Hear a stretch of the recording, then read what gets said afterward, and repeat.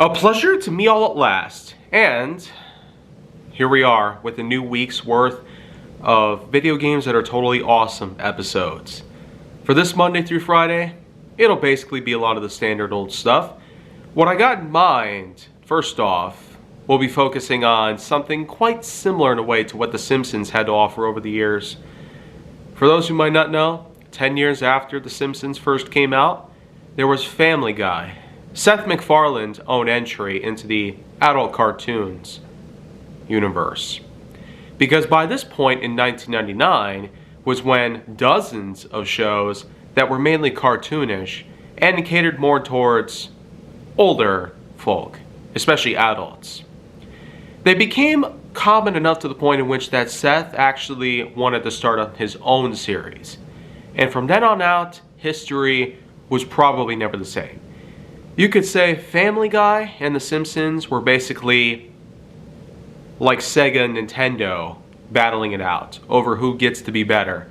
In terms of shows, some might argue about which is better by today's standards. Here in 2025, with episodes still coming out across both shows, and with Disney mostly being the ones responsible for handling both franchises, there's just been a good amount of debate and a lot of people simply requesting that these shows have to come to an end at some point. But really, the true endings had already come. It was just more of a shameless rebug in order to try and get more money flowing towards the likes of 20th Century Fox. The Simpsons truly came to an end with the episode Orange is the New Yellow, and then there was also Family Guy, which that I feel like the true cutoff was in August 2015. And that was the point in which that Carter Peterschmidt basically decided to let the Griffins know that how he spent his days as a boy were very different than how electronics had basically put modern society into slavery. A message that still hovers above some, even though there's a lot of efforts to help change that for the better. Anyways though, much like The Simpsons, Family Guy has had its own share of video games over the years. There's a few that have come out on older consoles, but well into the PlayStation 3 and Xbox 360 and Nintendo Wii era, or simply put, Generation 7 of the consoles, which consists of those three unique pieces, plus a few stragglers here and there. There was Family Guy Back to the Multiverse, a unique idea in which that the famous episode Roll to the Multiverse came around and basically shattered a lot of people's expectations. By the year 2011, it seemed that the multiverse and time travel ideas that Stewie Griffin, one of the characters of the show, had formulated, along with his best friend, the dog, Brian Griffin. Yeah. Controversial stuff indeed. Ugh, man. But just hold on, guys. I'm here to talk more about the game and not about some crappy character. Anyways, as you probably know, by the year 2011, there was Stewie Griffin and Brian Griffin. Yeah, but let's back up for a minute here. There was one episode in particular of Family Guy in which that Peter Griffin decided to donate his own sperm because he went ahead and got himself a vasectomy at the request of his wife Lois. But in doing so, he accidentally gets his donation intermixed with a bunch of others here and there. And while a lesbian couple came by in an effort to purchase some sperm for fertility purposes and having their own baby, that basically led to the birthing of Bertram. Yeah. Basically, Peter Griffin, the same guy who gave birth to Stewie, also inadvertently created another horrible child, Bertram. And since then, you could say that Stewie and Bertram were like mortal enemies to each other. Sort of like the Joker and Batman, or Optimus Prime and Megatron. But those are kind of their own subjects that I've talked about throughout this whole show just as well. But with Bertram and Stewie in this game, they do focus on at first trying to live out a normal life until Bertram comes out from out of nowhere and announces to Stewie and Brian in his room, so to speak, Stewie's room, that Bertram intends to use the multiverse as a means to wipe Stewie from existence by creating his own army, including as many pieces of the past, present, and future. So one could argue about the fact that, yes, the game does center around time travel just as it does exploring the multiverse, which is something that was seen as quite popular. And even while today the multiverse is still a vast array of subjective measures towards any plotline for any film, I'd say the best so far was Everything Everywhere All at Once, with Michelle Yeoh and Ke Huy Quan. But apart from that, this was over 10 years before then. And Back to the Multiverse simply gave us the unique idea of shifting through various universes in an effort to pursue Bertram and foil his evil plans. Just like how Stewie had once vied for world domination and the murder of his own mother, Bertram had more or less the same sort of intentions, but at the same time, because of how many times Stewie had interfered with his plans, there was, of course, the endless war that went on between the two. Arch rivalry, if you will. And in this case, it's a little beyond the ordinary. There was even that point in which that they traveled back in time to the Leonardo da Vinci era in ancient Italy. And because for some reason, Da Vinci's apparently Stewie's ancestor. That alone was quite a joke. I mean, Stewie's English, for crying out loud. How is he also Italian? And American, mind you that. Well, in any case though, it's up to Stewie and Brian to put an end to his evil plan once and for all. At first, we are given one specific universe that they travel to.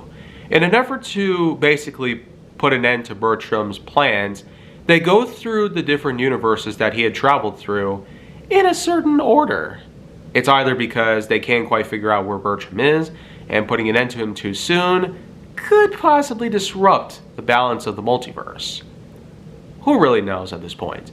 But either way you look at it, this is just more or less the segues that we get in traversing between each level. At first, we're given a few unique ideas. There was a certain college party going on in level 1, and it's up to the likes of Stewie and... do I really need to say the name again? I don't want to end up like those guys. No, man. Anyways, though, the duo... yeah, I feel like that works a lot better. They go to this college party, and they basically go around fighting off the students as they go, because somehow they're involved in all this. And then with the next level, and the next level, and the next level, and the next level, going against the Amish, going against the world of cripples. Yeah, if you thought Joe Swanson and the Crippletron were incredible, well, an entire world where there's nothing but disabled folk, it's even crazier. And a world with the Amish? It seems that with every level, they give us a unique idea, and are more or less inspired by a certain episode of Family Guy over the years. We know that the Amish, the large amounts of disabled folk that are handicapped, and of course the massive amounts of college students partying their butts out after dark, nonetheless. These are just a mere few examples of some popular episodes that we've seen in Family Guy over the years, and I'm more than glad that they were able to at least make good references. But I'd say it gets even more intense as time goes on. There's a stage where, get this, the famous Christmas special takes place. In 2010, 2011, 2012, we're basically given a unique point during the holidays. There was, of course, the famous song, "There's All I Really Want for Christmas This Year." And while that does play around in the background, mostly as an instrumental format, I will say that the unique idea of going after Santa, the very same Santa whom was basically grinded to a halt because of all the crazy stuff all the kids around the world were putting him through in that one Christmas special, that was how there was so much toxic waste being made at his factory, and all of his elves are just horrifying. And he was even willing to let himself die in front of Stewie just because of what happened. Every single year. Every single year. Children were just addicted to the new stuff that was out there. All were asking Santa about all sorts of crap, including millions of iPods. Anyways, though, The thing is that with each new level that we have here, we're basically given a unique storyline that unfolds. A small plot point that details why the two went to these spots in the first place, and also what Bertram intends to do with them. Santa Claus intends to manufacture millions of weapons for Bertram's army, and with the Land of the Cripples, they intend to utilize Crippletron for their own devious needs. And with many of the other universes that the duo travel to, it all conglomerates down to, get this, a massive battle against a modified T-Rex. Yeah, if you thought that Peter Griffin turning into a T-Rex was freaky enough, how about a T-Rex modded with some armor and futuristic weaponry? A unique mix of the deep past and the distant future. I should probably also mention that a couple of unique things are there that I should point out. There's some unique power-ups, including a Joe Swanson. Literally, you spawn Joe Swanson and he just stands there acting sort of like an automated turret. There's also the Ipecac bottle, which was a unique reference to the moment in which that Peter, Chris, Stewie, and you-know-who drink a bottle of Ipecac to see who gets the last slice of pie in the fridge. All end up losing, and holy crap, it is quite the scene. A scene that probably made people puke in real life. Just because Lois says, "Who wants chowder?" And I guess that must have made people turn their stomachs over 360. And there's even... should I say it? Should I really say it?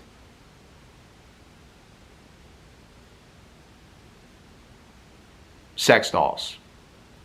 Yeah. I might get demonetized for this. Just mentioning it even. Knowing pro censorship is all over the place. You know what? I really love this. I love every single moment of pro censorshipism. And I will never not love it.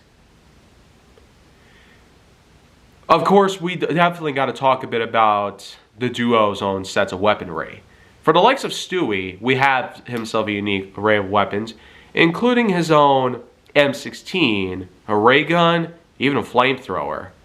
There is also, well, the likes of a pistol, sniper rifle, railgun for the other person. And each character, believe it or not, even some of the other characters that you get to play as just as well, have their own melee weapons. There's a broken whiskey bottle, there was a golf club, there's fists, there's long nails, there's a chainsaw. I mean, that's just a good startup, don't you think? Because after all, there is a multiplayer mode as well as a co-op mode in which that you can battle each other using many different characters. Most of which you'd have to unlock, like some other games that you play over the years. There is also a variety of different unlockables that you can make, mostly by completing a few different side missions. And they can also be unlocked by completing different challenges. For example, if you wanted to unlock Peter Griffin's mustache morning with his famous denim shirt, jacket, and pants outfit, and his unique mustache from that one episode where he decides to grow a mustache, then sue the crap out of McBurgertown. Well, there is a specific challenge that you have to unlock. The same sort of thing can happen with almost everything else that goes on. So by only completing the main game and all the storyline that unfolds, and even going through and collecting all the collectibles, this only is a fraction of everything you can unlock within the game. So I guess all these extra things were as a means to kill time just as well. Well, probably shouldn't be saying the K word anymore. Unless I censor it. I don't have that much money right now, though. Anyways, though, I feel like that's a good amount of things to take us to, well, as we know, I've mentioned before, the final boss fight is Bertram himself and his T-Rex with futuristic weaponry. And man, he is appropriately hard, and we are taken right back to the Griffin household in Spooner Street, Rhode Island. And I will say that having Bertram around, as well as what's left of his army, even after all the foliage you put him through, the duo really still are that wily and brave enough to take on another crazy child like Bertram. But in the end, when you actually manage to beat him and his T-Rex, he will try to surrender, but to practically no avail. In this way, the duo are able to call it a day. And while not everything goes back to normal, most things do. That's basically Family Guy back to the multiverse. And I will say, much like the two Simpsons games I talked about, this was a great title. And I said it, great title. There's a good amount of people that have been putting off some pretty negative things about it over the years. But why? It's Family Guy. This is the thing that was inspired by The Simpsons and had its own line of success. It has great characters, a unique array of voice acting done by the one and only Seth MacFarlane, whom I will mention right now. He has done over 24 characters in the entire show. 4 of them are in the Griffin family alone. With, like, come on, man. You got Peter, you got Petey, his vestigial twin, even though he's not necessarily a Griffin family anymore. Who really cares at this point? There was also Chris and Stewie and... yeah. But Chris is mostly Seth Green's thing, as we know. And we know Stewie's best friend also was voiced by Seth. Yeah. Just gonna stop naming him before people come down on me like a brick wall. Like in the end of Spider-Man. Remember that scene? It was pretty bad. Anyways, though, I really appreciated this game. And I feel like that this is more than just a simple masterpiece. It was able to give us a unique lineage story in which that we travel to different multiversal events, different universes with completely different things. Lots of different people to meet, lots of people to shoot down with our various weapons of destruction, and even more so with lots of other items to pick up, including some special bits. What's not to like? It's Family Guy. Sure, it might have run dry at this point, but you gotta love the fact. Seasons 1 through 10 especially were probably the prime parts in my whole life when it comes to Family Guy. I sure did love him. The 1999 to 2015 seasons truly were the mark of a generation full of adult humor and cutaway segments. And because of the cutaway things, that's probably one of the biggest reasons why it got so successful over the years.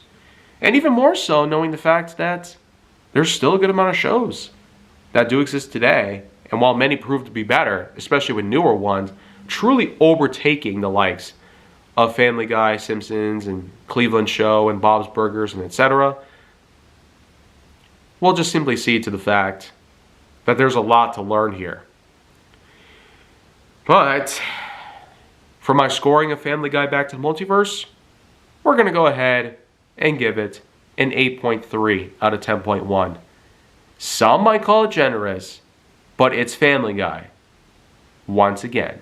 And for the last time too, because we're going to move on after this point. So, that's my review of a Family Guy game, and I feel like there's not much more I could talk about here. There could be more Family Guy games out there, but even then, knowing Family Guy and The Simpsons are still around, wouldn't it make sense to have another game based on either series?